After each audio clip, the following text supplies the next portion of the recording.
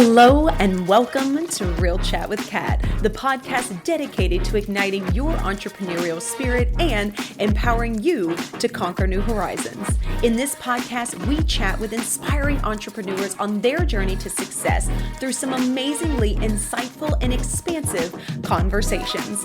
These episodes thrive on thought-provoking chats where our guests fearlessly explore their path to success, sharing their experiences, failures, and triumphs. No topic is off limits as we deep dive into the talked about and not so talked about pieces it takes to build a business, overcome limiting beliefs, deal with personal struggles, and everything in between that shapes our lives and our businesses. I'm your host, Kat Polsinelli, creator and founder at The Lotus Effect, where we believe that success is not just about strategies and tactics, it's about cultivating a powerful mindset and creating customized business operations that align with you and your true purpose. Whether it's mastering time management, improving productivity, enhancing leadership skills, or simply fostering a growth-oriented mindset, we'll provide you with the tools and strategies to flourish in both your business and personal life. I'm so excited to have you join us today in this episode, so get ready to feel empowered and inspired as we learn together and from one another on how to rise above challenges, break through limitations, and unlock our full potential. Let's dive in. Hello, everyone, and thank you so much for joining me today on this episode of Real Chat with Kat. I have a super special guest. I am so excited. You guys have no clue. I'm sweating over here. I'm so excited about this episode. For anyone that has been listening or has heard me on other podcasts, I have talked about this beautiful spiritual guide that helped me over the last 2.5 years, and I finally have her on my podcast. I am so excited. So without further ado, Carolini, thank you so much for being a part of the podcast today. Oh my gosh, Kat, like when do I squeeze you? Do I squeeze you now? Do I squeeze you at the end? That was the best intro that I've ever heard. And I love your intro, but this was like, it topped it all up. I love it. Thank you. I am so I'm very happy excited. to be here.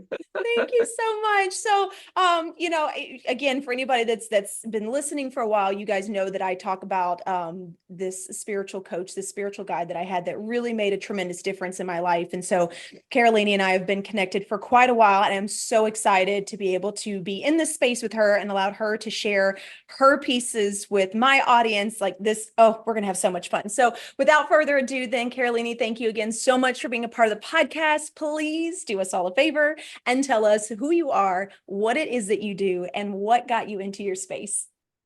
Oh, amazing. Thank you, thank you, thank you. So happy to be here.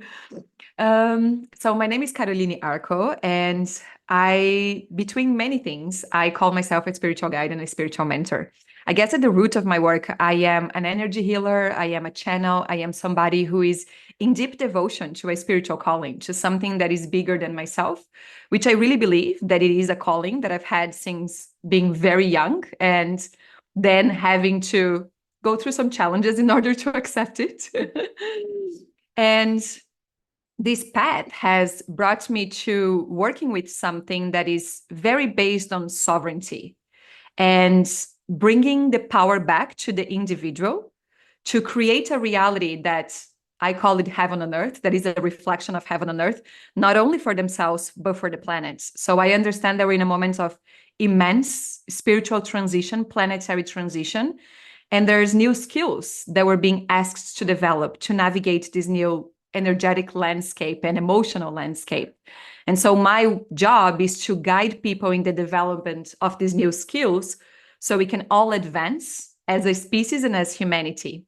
And that sounds like a very big vision, but really that happens, one heart at a time, one conversation at a time, one client at a time. And it's such a beautiful premise, in my personal opinion, of just how the world gets to be and bringing that to light for more people to be able to see that it doesn't have to be the gloom and doom or the pieces that we see. Like there's this whole other side of it that you really get to bring to the surface, and it's being able to create that in your life, which I believe that all of us have the ability to do. It's just making the hard choice to move in that direction, because I know that it's not always the easiest, and I know that wasn't the easiest for me. So, as we're kind of leaning into this conversation, I would love for you to share with everybody how you even got into this realm of works. I know you said that, it was something you realized you had when you were younger, but I would love for the audience to get a little bit of your backstory as well, as to how on earth you even got into this space and like knew this is where you needed to be. Amazing. Yeah. I'll try to keep this story as short as I can because there's a lot of chapters to this. But since I was very young, I've always had a connection to something that was bigger than myself. I've always been a big thinker, Like I remember my parents were not religious at all, but I used to walk around with a Bible and I used to ask my dad to go to all kinds of church around town because I just wanted to see. I wanted to see what was God and what was devotion and what was this mysterious thing that, like moved people so much. And I grew up in a small town in the south of Brazil, and I experienced depression from a very early age, right? The time that I was 7 years old. And that was the first time that I kind of started getting visits from beings that were not from this planet. So I would, be on my room with the curtains closed, like in the dark, and I would just go to places. It became very natural to kind of like astral project. And I used to go to spiritual school, which was literally like a school where I was being taught certain things, and I had to do tasks and come back and do it again. And so there has always been something very present in my life. And by the time that I was 18 years old, of course, living in a world where as a child, you don't even know that being a spiritual guide is an option, it's not something like you can go to school to become a spiritual guide.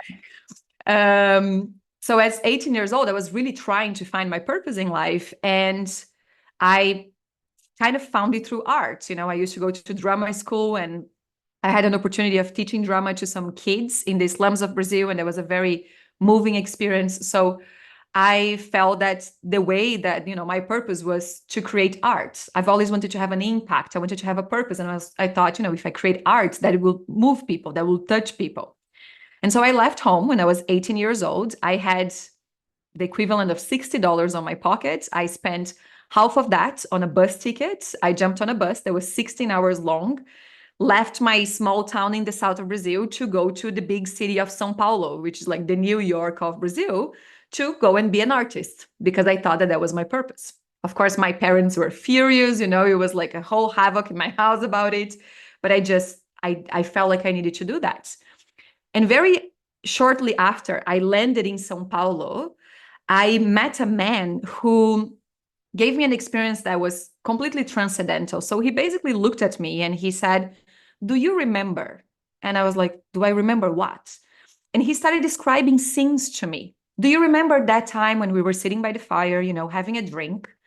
And the scenes that he was describing were recurring dreams that I used to have as a child, like down to a T. I had these details in my head. I had these images, right? Like these scenes that were dreams that he had no way of knowing. And yet he was telling me as if it was the most normal thing, like, "Do you remember?" And I looked at him and I was like, who are you really? Like, this is not normal. Who are you? And he's like, "Oh, now you get it. I'm here to help you.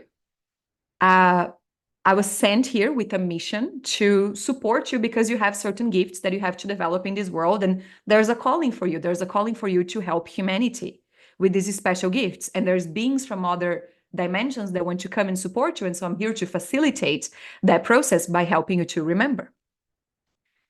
And, he told me things that I had no way of knowing for myself. And at that time, it was so overwhelming because that felt so real. There was no way that I could doubt that. The evidence was so clear. And while a part of me was fascinated by that, and, like, oh, now it all makes sense. Like, that's why I felt like I needed to come to the city. That's why I'm here.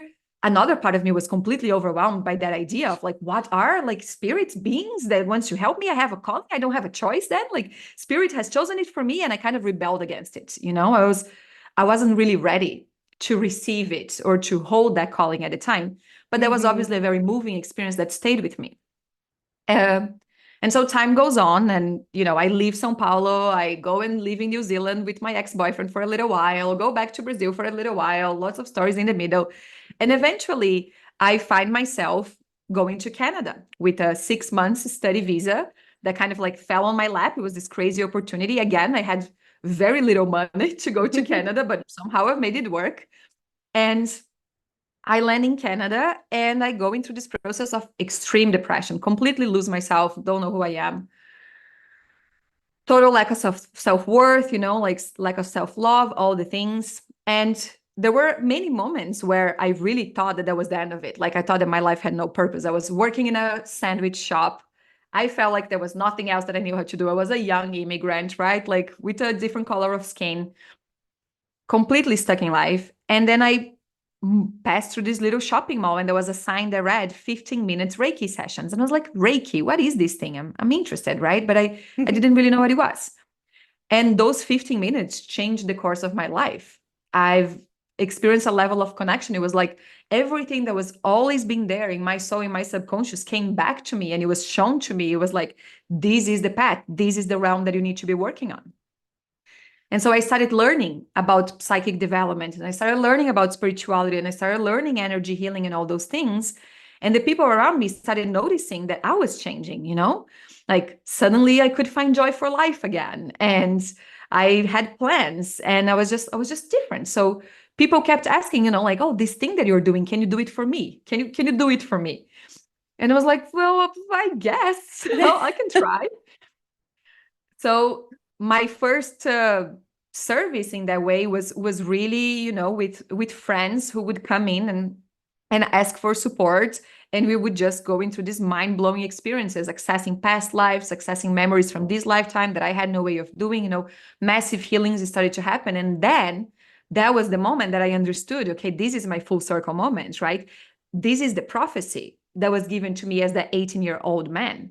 He told me that I had a role. He told me that I had certain gifts that were not usual and that I needed to use them. Now I get to say, do we accept it or not? He just planted the seeds, but now is my homecoming moment. And I said yes, I said yes, and I jumped full in. And 7 years later, my company that's called Arco has now reached over 4,000 clients all over the world, right? Like we have an incredible community, just like clients like yourself. And it gave me an opportunity to really shape a life for myself that I thought it was impossible. I thought that as a young immigrant that had no formal education, I would never be able to be in the state where I'm at today, right? So yeah, that's a little bit of my story. And I love this so much. And yes, I have heard this story several times. I read it every time it pops up on her feed. But what I find so fascinating is the fact that you did what a lot of us have done and what a lot of other entrepreneurs that I've spoken with have done as well, which is they feel like maybe they should be doing something, but they ignore it because it doesn't make sense. And so they go the other direction, right? Like it's interesting how we have this like internal fighting force for the logic, right? And that was, something that you and I talked about for a really long time in my journey was there were things that I was like, I know that I should be doing this and I know that I should be doing that, but logically A, B, and C does not add up. And it did make a difference in my life. It made the reasons why I made the decisions that I did and why I went through the things that I went through. Not that I regret it because I learned so much, but it's interesting in retrospect to go back and look and see how often so many of us had a twinge of something at some point in time, but because this whatever part of our brain was like, it doesn't make any sense, we just like shoved it off. And it makes it, to me, it's very interesting to think of where we could be nowadays if we listen to that just like 10% more. Mm-hmm. Yeah, absolutely. Right. And I guess we could call that the wisdom of the heart, because that's really what it is. It's like your heart is talking to you rather than your brain. And I feel like one of the big shifts that is happening right now, when I say that we're shifting a new paradigm, and I fully believe that as human beings, we are evolving to become a new species, like with new abilities that before were not really, a new operational system is basically coming for us. And one of the big sort of dynamics that's happening is that we have come from a paradigm of survival. We have our reptilian brain who has told us that the most important thing is just to be safe, is just to survive, right? And at the same time, now we have this limbic system, which is the realm of the heart, the realm of the emotions, but it's even beyond emotions, right? Like if you study the limbic system, the heart sends 25 more times information to the brain than the other way around. So the heart is actually collecting a vast amount of information, and then is giving to the brain to order for it to kind of translate it. But like the heart receives a lot more than the head. And the heart is all about thriving. The heart is all about connection. The heart is all about purpose. So, and these things, like connection, purpose, all of that realm is very unknown. It's very non-physical. It's not like, oh, I know that I survive. I know that I'm surviving because I'm alive and because there's blood running through my stream. So that means that I survive, right? Like you can measure survival. But to measure purpose, to measure connection, to measure these other qualities of our hearts is a lot harder. And what's happening, I believe, in the planet is that for most of us, this is a nuanced conversation, but for most of us, we have survival kind of figured it out. We're in good homes, like we have food, we have love around us. And so there's that twitch of like, well, now let's thrive. Let's thrive from here because we have an option. We either thrive, we listen to those hunches, and we learn how to be safe in the unknown, which is a new realm of being. The realm of the heart is a new realm, is unknown. We learn how to be safe in that, or we're going to keep finding problems that will keep stuck us in survival. Yeah. So that we don't have to face this unknown. Yeah.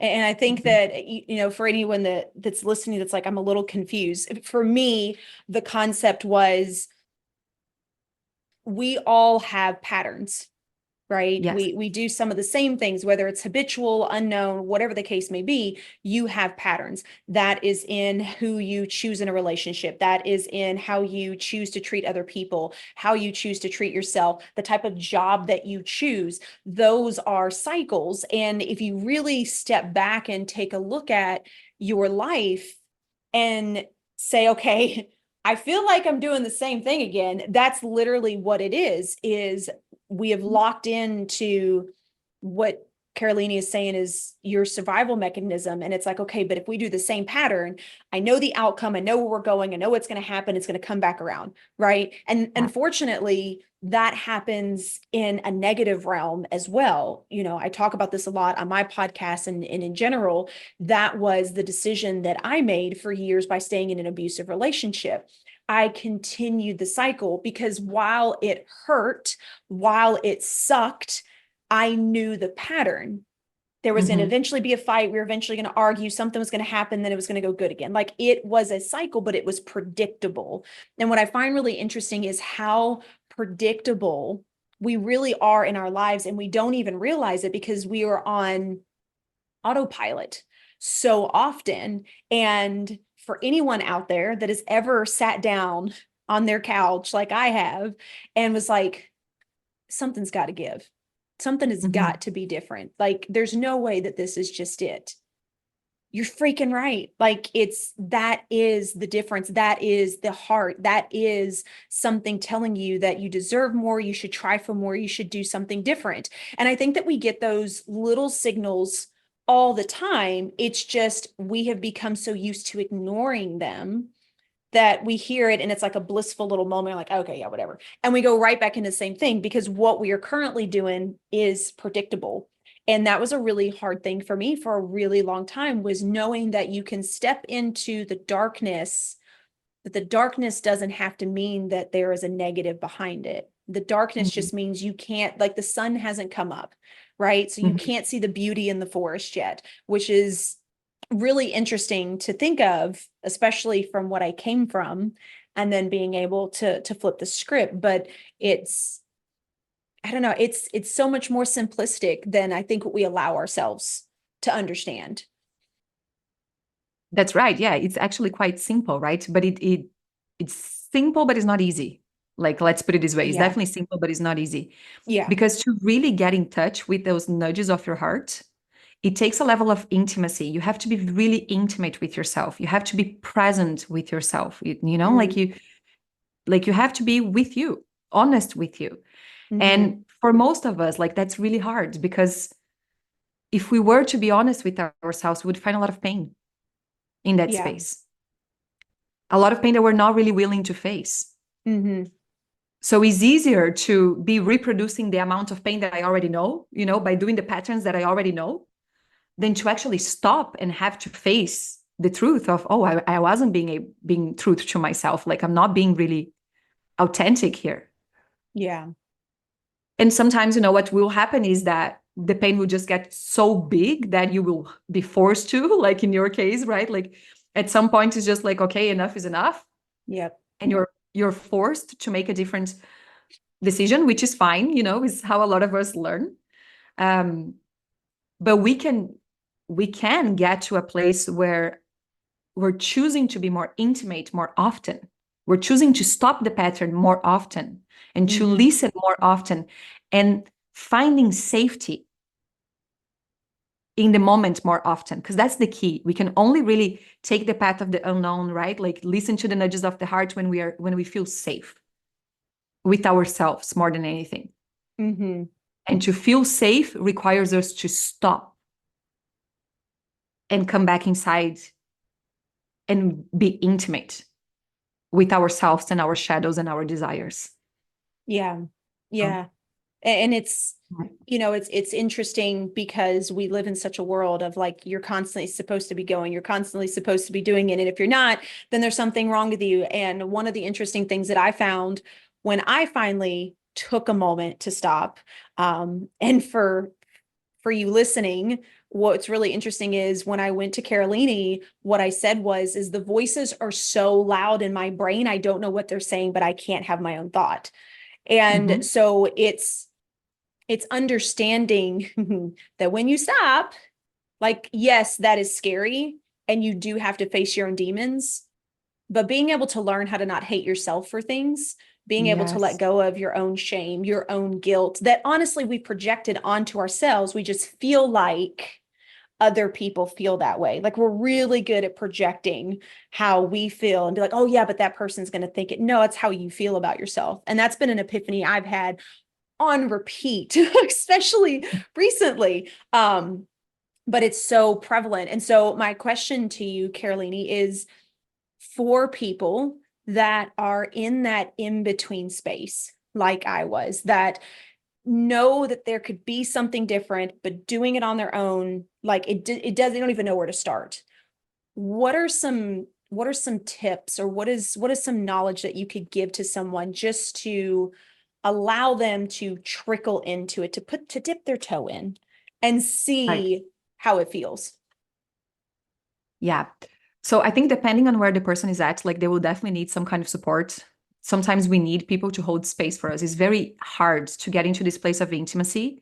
Yeah. And because we are talking about like the realm of the shadows, right? Like you have to fight through the shadows to find the light. You have to see the pain to also understand the love a lot of the Mm-hmm. times. So finding support, I think, is very essential in this process. And the other thing is a very easy intimacy practice that whether it's 5 minutes or 10 minutes in the morning without expectation.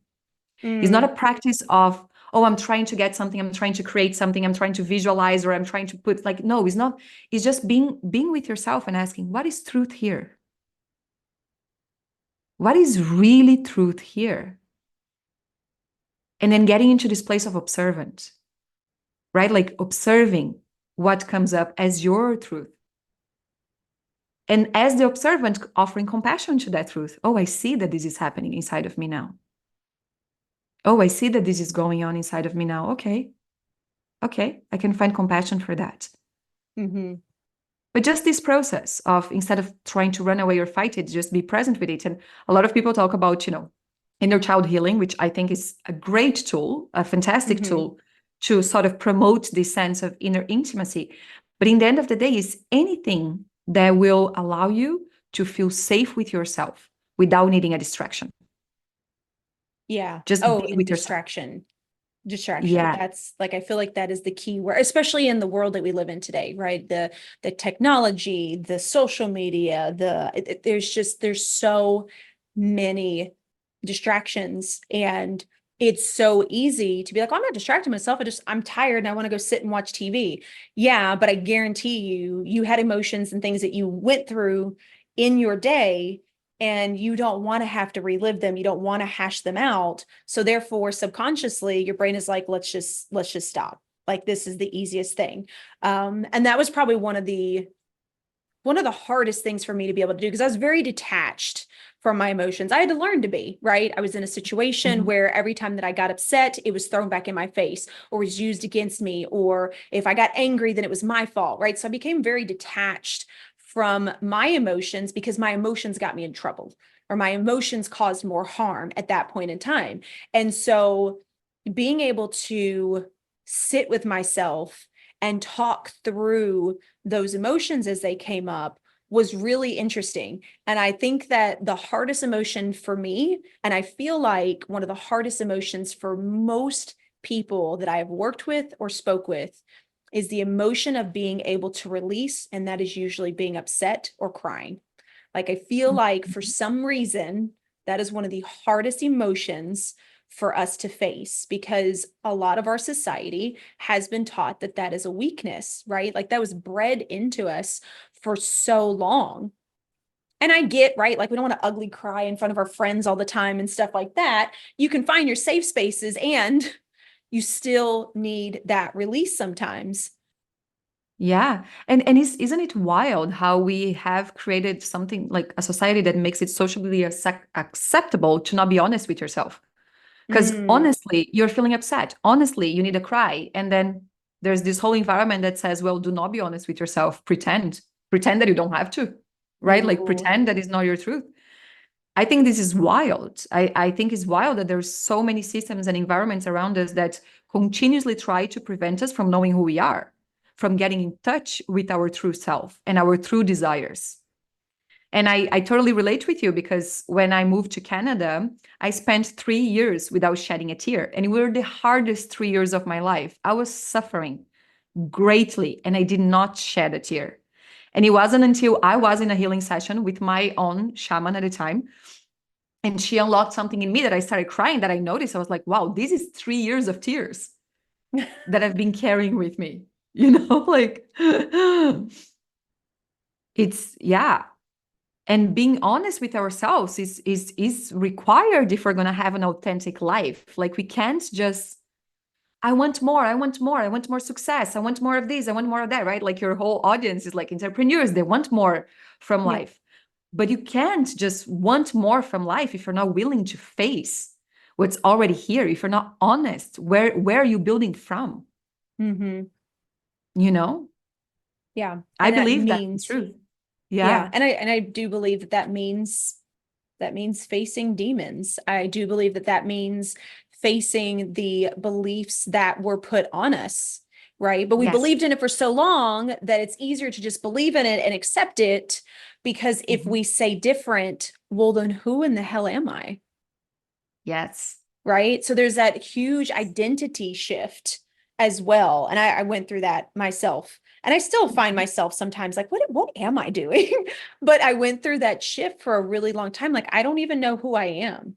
I completely lost myself, especially spending 10 years in an abusive relationship where someone was constantly telling me when I was right, when I was wrong, what I had started, why I should feel a certain way. Like, I completely lost the ability to be able to trust myself and how I should feel in certain Mhm. situations. And that's extremely hard. And I think a lot of us have that, especially from childhood, because there's all these sayings, there's all these things that get put in our brain that we don't even realize is there, but if they're beliefs from other people, we just accepted them as our own, because it's easier to understand that identity than to actually discover what your identity could be. Exactly. It's easier to be caught up on that identity that is known than to have to find the safety in the unknown. Mm-hmm.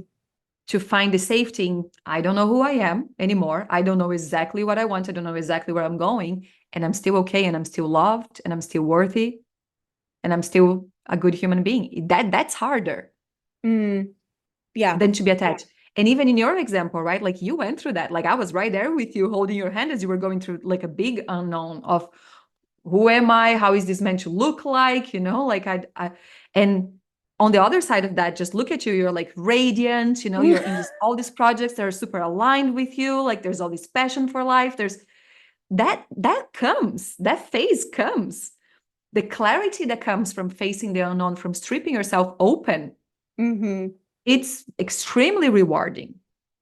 You just need to have the courage at the beginning, the courage and the self-love enough to go for it.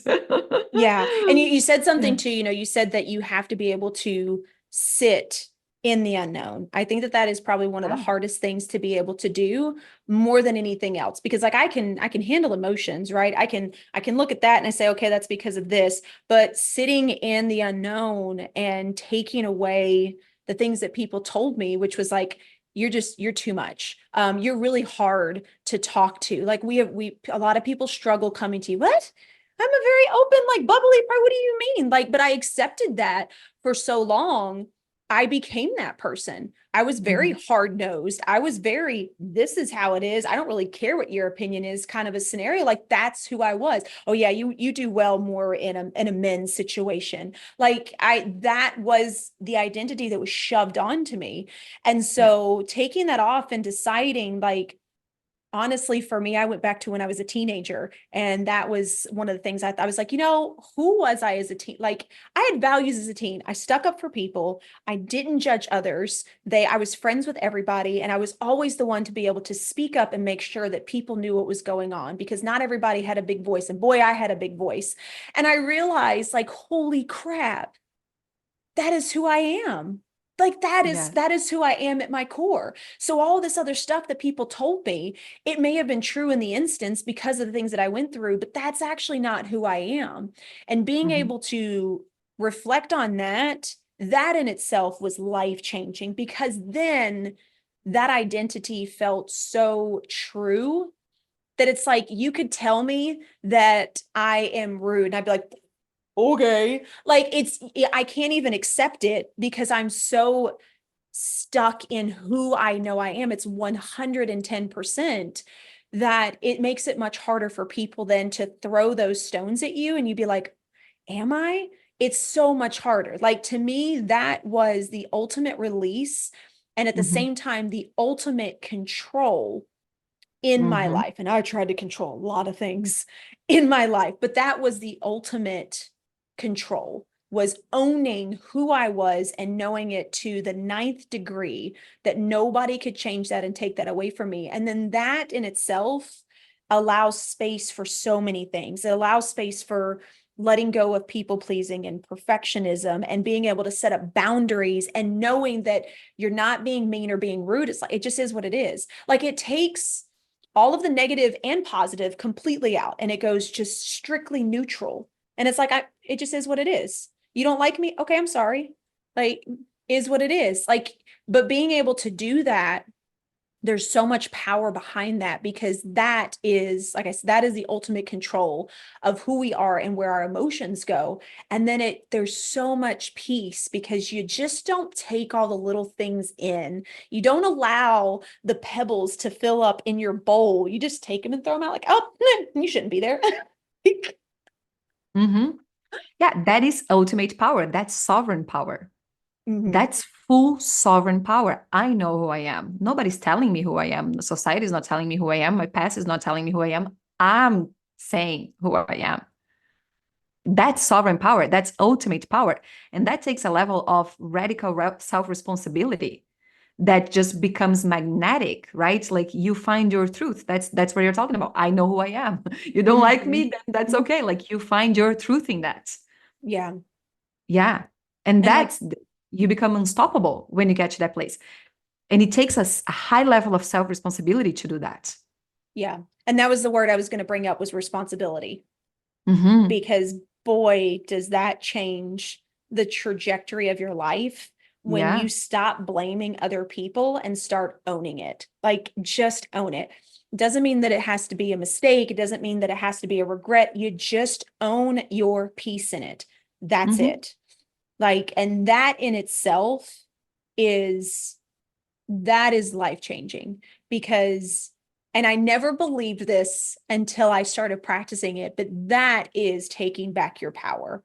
Like for me, I always said, well, I can't cry because if I cry, then that means my ex won, even if he isn't seeing me. Mhm. No, it doesn't. It means I'm letting go of all the bull crap that he forced on me. And I'm saying, you know what? I don't agree with what you did with me. I now understand some of the reasons why. I Mhm. understand on a psychological level why some of those things happened.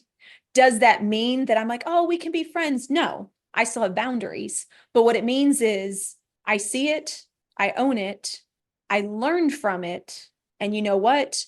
What you did and how you screwed up is your fault, but I'm not going to Mhm. put that blame on me anymore because it's not my responsibility to fix both me and you. Yes.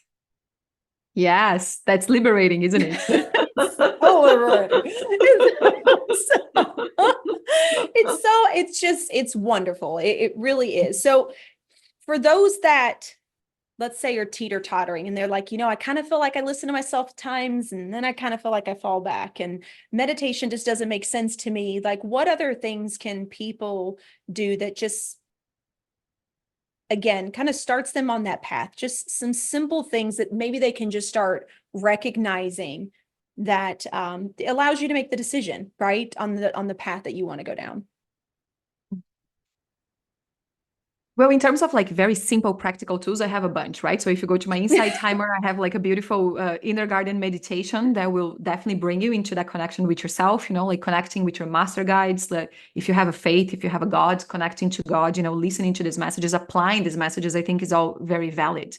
Mm-hmm. Um, in a more abstract way, though, or it's just as a context to have for life or how you're seeing your moments, is I believe like a context of acceptance is really where it comes down Mm-hmm. to, like is really where it starts.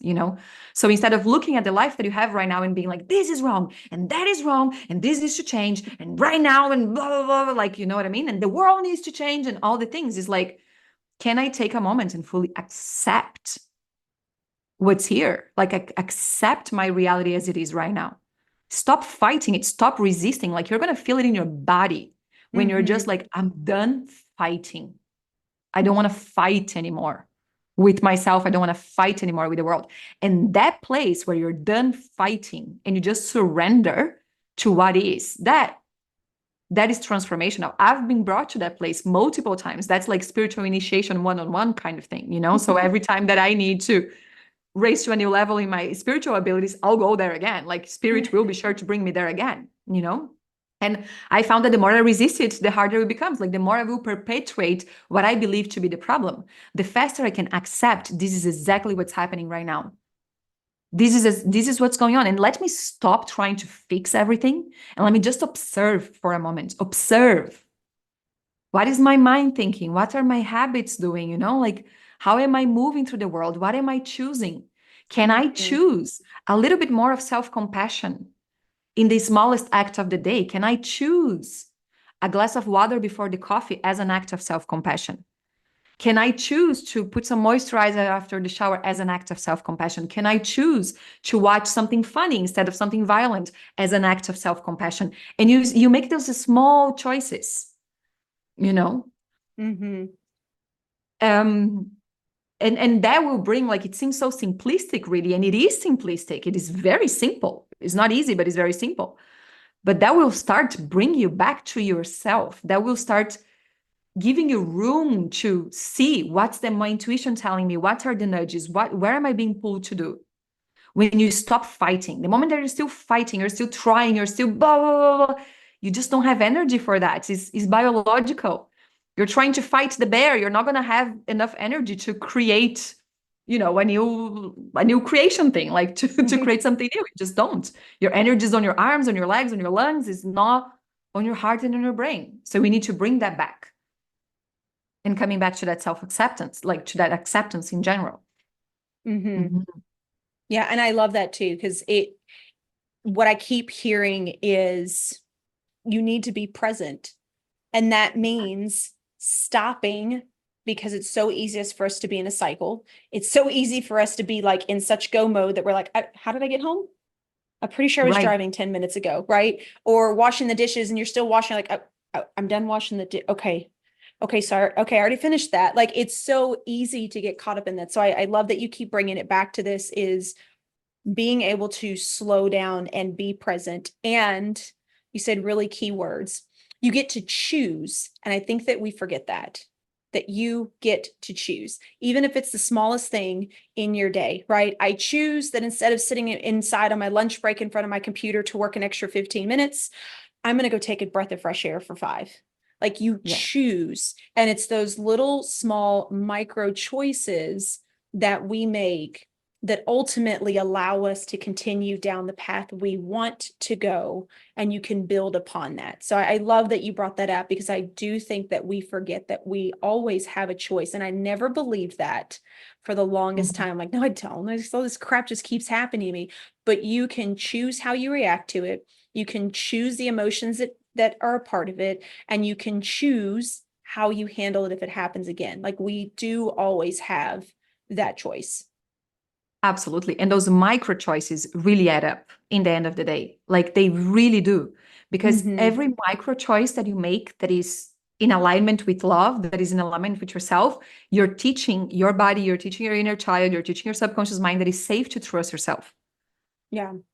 Right? So you're going back to that place of safety that we talked about at the beginning, like the safety, the intimacy. From safety, we create, from safety, we thrive. So it's teaching yourself, I'm safe with me. I know how to take care of me. I know I'm choosing the things that are good. Mm-hmm. And it doesn't mean that you're going to be perfect. It doesn't mean that you need to change your life. Like, but it's in those micro choices, they really do matter.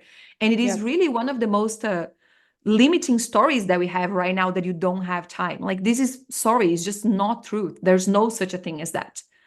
You always wake up, you always go to bed as long as you know you have time. You know, time is quite guaranteed for you. Now, we don't know tomorrow, we don't know in 5 minutes, but right now, time is guaranteed for you. What you decide to do with that time, how you decide to have a relationship with time is your choice. Mm-hmm. Again, a big paradigm that I think we're moving into is we're coming out of this, what I call fragmented time, past, present, and future. Everything is very fragmented. And people have this distorted relationships with the past and distorted relationship with the future, right? The future feels like this thing that we need to be controlling, or this sort of like scary thing that we need to be trying to prevent ourselves from. Like there's all these distortions, and we're moving into an understanding. And I know this is very deep and all, but we're moving into an understanding of eternity is always is all happening in the eternal now.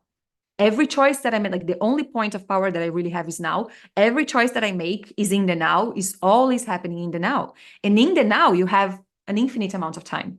If you're really here in the now, infinite amount of time.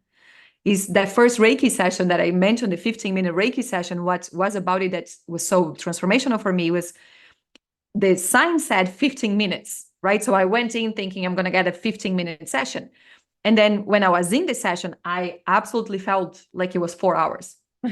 Hands down, like for me, it was 4 hours, like, and I came back from it, was totally in a trance. I was in a total different space. And I came back from it and I told the lady, I was like, oh my gosh, like what time is it? Like, thank you so much. I'm so sorry you went so much over time. And she's like, what are you talking about? Like it was actually 13 minutes. It wasn't even 15. And I was like, really? Like we were there for 4 hours. She's like, no, but you access these spaces where you just like you stretch time, you know, and Mm-hmm. and and we're all able to do that, really. But you have to be in a place of presence. That's why being with children is so good.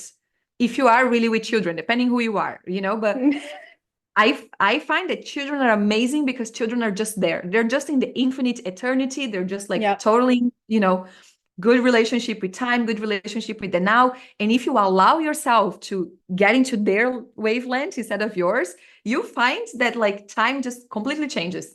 Yep. It's definitely something I enjoy now with my nieces and nephews. I'm just like, just have fun. Like, it's fine. We're gonna go play in the dirt. Okay. Okay, and then like half an hour later, you went to space and you built a fort and you like took a swim and Yep.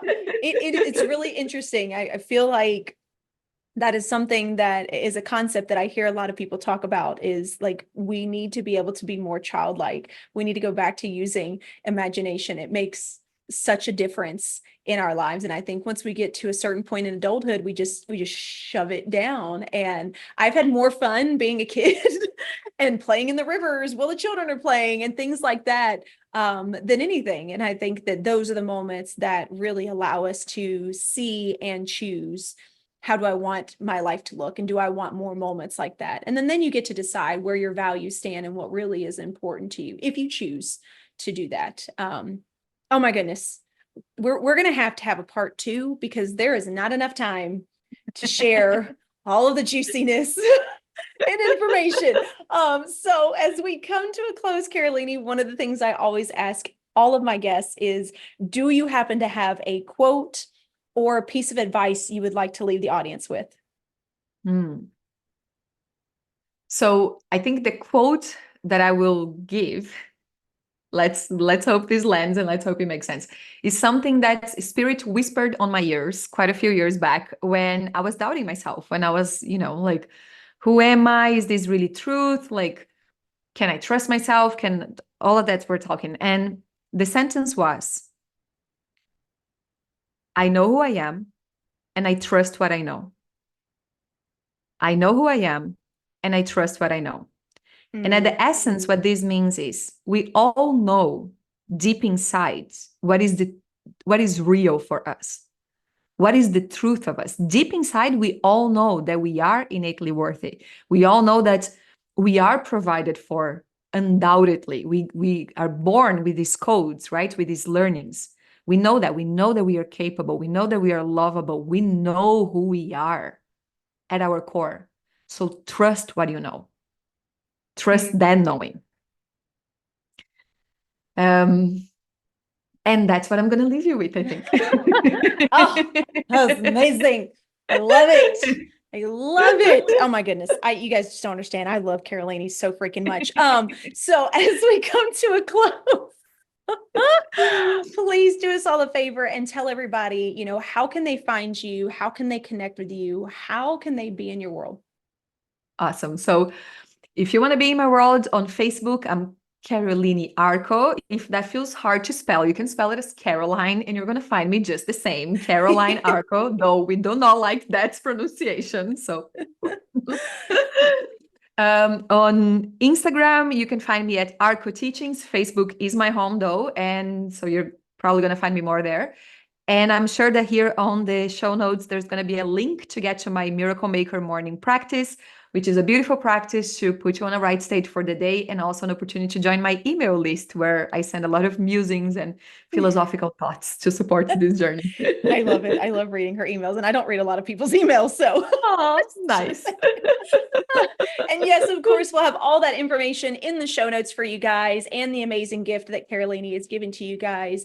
I hope that you got some profound thoughts, and I challenge you to sit with them instead of letting them fly by or think about it and be like, I am not getting into that. I challenge you to sit down and to think on it, because I do feel like we are in that space. And I feel like if you sat and listened to this call, you were meant to hear it for a reason. So Carolini, again, I cannot thank you enough for being a part of the podcast today.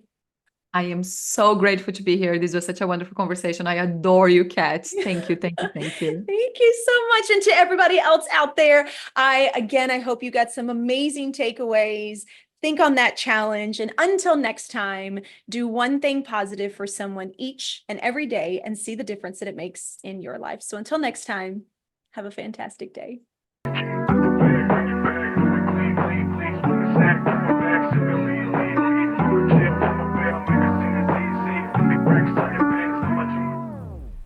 Hello again, and thank you so much for being a part of the podcast today. If you enjoyed this episode and it brought tons of value, we ask that you please share, like, and subscribe. Your support means the world to us and helps us to reach even more inspiring entrepreneurs who can benefit from these powerful conversations. If you haven't already, be sure to leave a review on your favorite podcast platform, as this feedback is an amazing gift that fuels our growth and helps us to to continually improve this podcast. Looking for an extra dose of inspiration and empowerment? Then be sure to connect with me on social media. You can find me at The Lotus Effect, where I share valuable resources and tips while sharing my own journey of being an entrepreneur. And if you're interested in learning more about my coaching programs and services, be sure to check out my website at the-lotus-effect.com. Once again, thank you so much for being a part of Real Chat with Kat. Your presence and support makes all the difference. Remember, whether you find yourself in the depths of the mud or on the path of growth, we all have a unique journey. And just like the lotus, some of us start in the dirtiest of mud, yet as we rise and grow, we blossom into something beautiful, unique, and truly one of a kind. To all of my visionaries out there, keep rising and growing as you create your own Lotus Effect.